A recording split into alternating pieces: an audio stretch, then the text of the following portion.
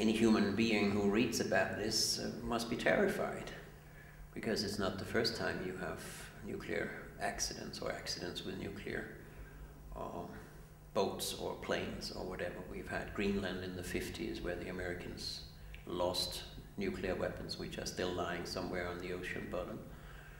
Last year, I think it was, we had a case where nuclear weapons were flown around the United States by mistake.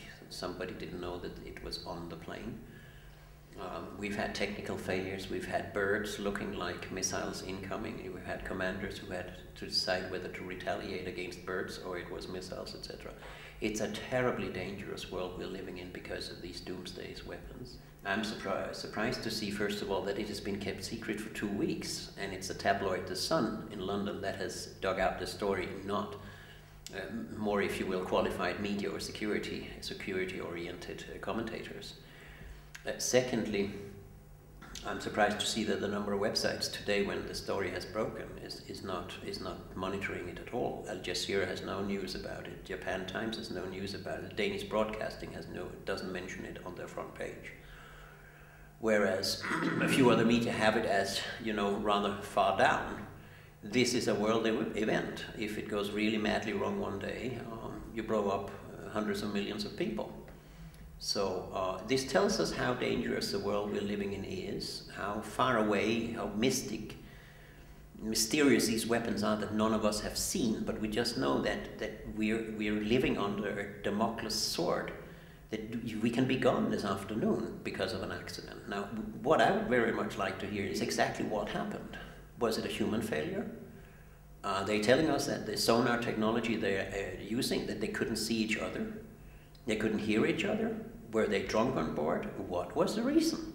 I mean, they owe the whole world an explanation, since they are playing with the responsibility for millions and millions of people's lives. This is not a story to be forgotten in 3 days. It's for investigative reporting to get to the depth of this issue. How could 2 NATO countries, submarines, collide in the huge Atlantic Ocean, allegedly, as far as we know today, in the 15th of February, 16th of February?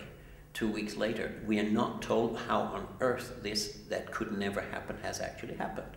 And how do you and I know that we've not been lied to?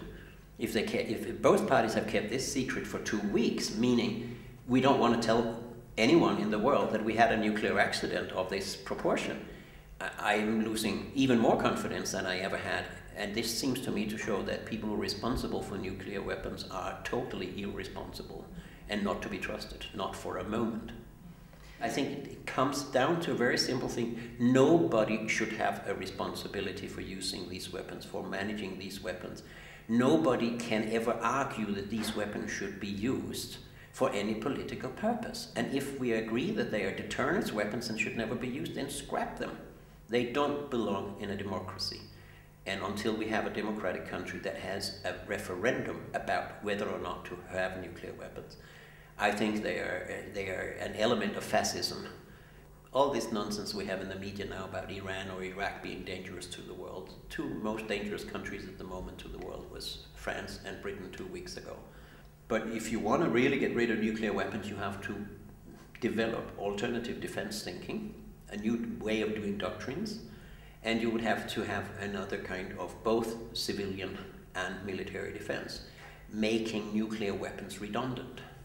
If we think it differently, if we think about conflict resolution, if we think about a limited defensive military defense coupled with nonviolent resistance, coupled with civil defense, coupled with economic defense, coupled with environmental defense and all that, in the future, if that was the case, nuclear weapons would be something about which historians would say, how on earth could we live for 55 years with such stupidity, such human folly, such immorality?